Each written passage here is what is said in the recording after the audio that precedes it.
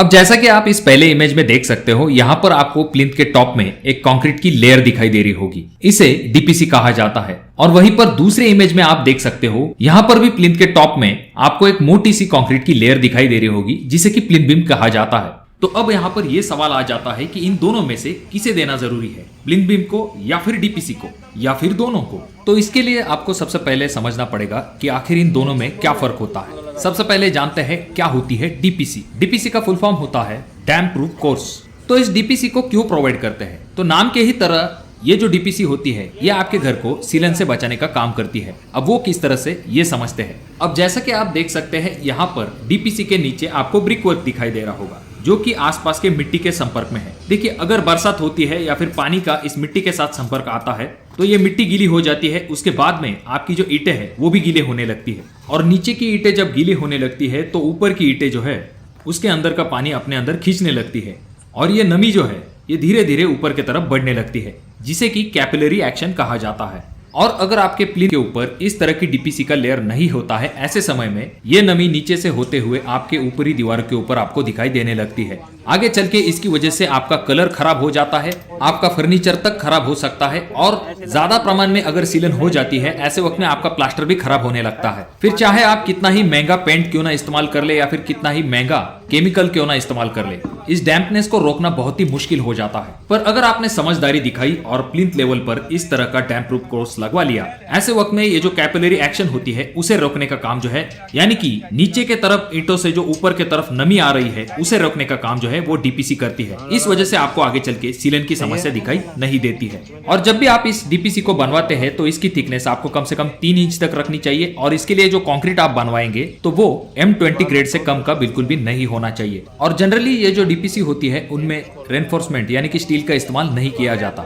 अब ये तो हो गई बात डीपीसी की। अब आते हैं प्लिंथ बीम की तरफ। ये जो प्लिंथ बीम होते हैं इन्हें ग्राउंड लेवल के ऊपर बनाया जाता है, जो कि सभी कॉलम से कनेक्ट होते हैं। प्लिंथ बीम प्रोवाइड करने का प्राइमरी पर्पज ये होता है कि आपके बिल्डिंग के ऊपर जो वॉल का लोड होता है उसे इवनली डिस्ट्रीब्यूट करना अक्रॉस फाउंडेशन। आसान हिंदी में अगर कहे, प्लिंथ बीम का प्राथमिक उद्देश्य होता है कि जो दीवारें हैं उनका भार नींव में समान रूप से वितरित करना होता है, यानी कि जो वॉल होती है उसे एक सॉलिड स्टेबल बेस प्रोवाइड करने का काम प्लिंथ बीम करते हैं। और कॉलम से कनेक्ट होने के कारण ये आपके स्ट्रक्चर को एक लैटरल स्टेबिलिटी भी प्रोवाइड करते हैं। और कभी कभी सॉइल की जो कंडीशन है जिसकी वजह से सेटलमेंट होता है, तो उससे वॉल को प्रोटेक्ट करने का काम भी प्लिंथ बीम करते हैं। और साथ में ये जो प्लिंथ बीम होते हैं कुछ जगह पर ये डीपीसी की तरह ही एक्ट करते हैं, यानी कि जमीन से जो नमी नीचे से ऊपर के तरफ आती है उसे रोकने का काम भी प्लिंथ बीम करते हैं। यानी कि बीम एक और फायदे अनेक। तो अब वापस से आ जाते हैं हमारे सवाल के तरफ कि इन दोनों में से कौन सी चीज जरूरी है,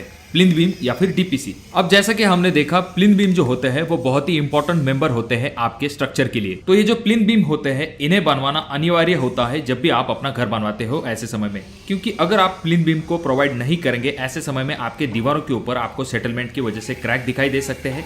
स्ट्रक्चर जो है उसे लैटरल स्टेबिलिटी नहीं मिल पाएगी, और जो वॉल का लोड है वो फाउंडेशन के तरफ इवनली डिस्ट्रीब्यूट नहीं हो पाएगा, यानी कि आपके घर की मजबूती के लिए प्लिंथ बीम देना आवश्यक होता है। अब रही बात डीपीसी की, तो डीपीसी आपको कहां पर प्रोवाइड करनी चाहिए। जैसा कि आप अगले वीडियो में देख रहे हैं, यहाँ पर आउटर के लिए ग्राउंड बीम का इस्तेमाल किया गया है और उसके ऊपर आपकी दीवार आ रही है, तो ऐसी जगह पर आपको डीपीसी प्रोवाइड करनी चाहिए। अब इसका सिंपल कारण मैं आपको बताता हूँ। ये जो ग्राउंड बीम होते हैं ये जमीन लेवल से बहुत ही नजदीक होते हैं। आगे चल के यहाँ पर मिट्टी की लेवल जो है वो थोड़ी सी ऊपर की तरफ चली जाएगी, और जब यहाँ पर पानी जमा हो जाएगा तो ईंटें जो है वो पानी को अपने अंदर सोख लेगी, और कैपिलरी एक्शन की वजह से ये जो नमी है वो नीचे से ऊपर की तरफ जाने लगेगी। अगर आपने यहाँ पर डीपीसी को प्रोवाइड किया है तो ये कैपिलरी एक्शन वहीं पर रुक जाएगा, और आपकी नमी जो है वो आपकी ऊपरी दीवारों की तरफ नहीं बढ़ पाएगी। तो जब ऐसी कंडीशन है जहां पर आपने आउटर में ग्राउंड बीम को प्रोवाइड किया है और उसके ऊपर आपका ब्रिक वर्क आ रहा है, तो वहां पर आपको डीपीसी देना जरूरी है, क्योंकि ये डीपीसी डैम्पनेस से आपके दीवारों का प्रोटेक्शन जरूर करेगी। पर रही बात दूसरे कंडीशन की, जहां पर आपका प्लिंथ बीम जो है वही ग्राउंड लेवल से 3 फीट तक ऊंचा आ रहा है, जैसा कि आप अगले इमेज में देख रहे हो, तो ऐसी जगह पर आपका जो प्लिंथ बीम होता है वही एक्ट करता है एज ए डीपीसी, यानी कि डीपीसी जो काम करेगा वही काम आपका प्लिंथ बीम करता है यहाँ पर। तो जहां पर आपका बीम जो है वो ग्राउंड लेवल पे आ रहा है, उसके ऊपर आपका ब्रिक वर्क आ रहा है, तो उस ब्रिक वर्क के बाद आपको डीपीसी देना आवश्यक होता है। अब जैसा कि आप अगले वीडियो में देख रहे हैं, यहाँ पर ये जो घर है इसके बीम को ग्राउंड लेवल पे प्रोवाइड किया गया है, उसके ऊपर आपका 2 से लेकर 2.5 फीट तक ब्रिक वर्क आया है, और उसके बाद आप यहाँ पर देख सकते हो डीपीसी का लेयर। जो कि जमीन से आने वाली नमी को रोकने का काम करेगा। तो मैं आशा करता हूँ कि वीडियो आपको अच्छा लगा होगा।